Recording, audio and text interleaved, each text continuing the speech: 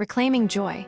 How to break free from Wordle and spelling bee obsession, the simple pleasure of daily word puzzles like Wordle, spelling bee, and crossplay can quickly turn compulsive.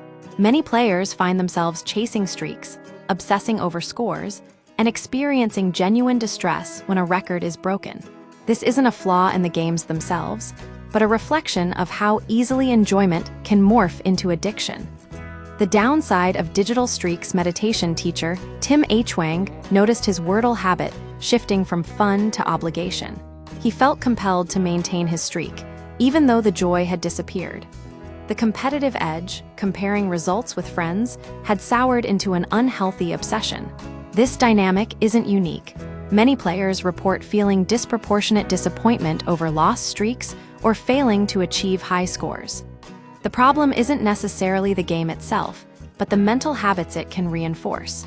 Obsessive tracking of stats and relentless pursuit of perfection can bleed into other areas of life, creating unnecessary pressure and anxiety. This is especially concerning because these games are designed to be habit-forming.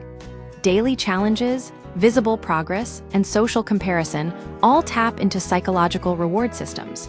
Mindfulness as a solution. The key to regaining enjoyment lies in mindful engagement. H. Wang, after stepping away from Wordle, returned with a new approach.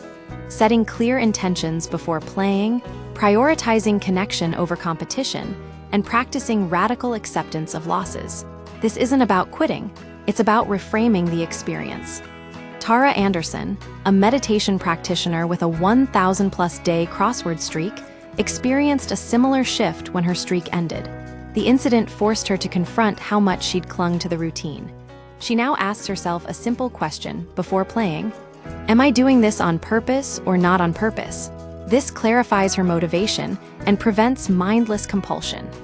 Realigning with your values. Toby Sola, founder of the meditation app Brightmind, emphasizes aligning game playing with personal values. If your goal is mental stimulation or bonding with family, focus on those aspects and de-emphasize the scorekeeping. Anderson, for instance, disregards in-game rewards like badges, recognizing their superficiality. The core principle is to treat these games as leisure activities, not obligations. Accepting loss as inevitable and practicing self-compassion when streaks break are crucial steps. The discomfort of breaking a streak can also be a valuable lesson. Intentionally unplugging from these games, even for a day, can reveal how deeply ingrained the habit has become. Wordle as a micro-meditation. Interestingly, the act of solving these puzzles can also be a form of mindfulness. When approached without pressure, the focused attention required can induce a flow state similar to meditation. However, if frustration arises, observing those feelings with curiosity, rather than judgment, is essential. Ultimately, reclaiming joy from these games requires conscious effort. By shifting focus from outcomes to process, and by acknowledging the underlying motivations driving our obsession, we can enjoy these puzzles without letting them control us. The goal isn't to eliminate the games entirely, but to ensure they remain a source of pleasure rather than anxiety.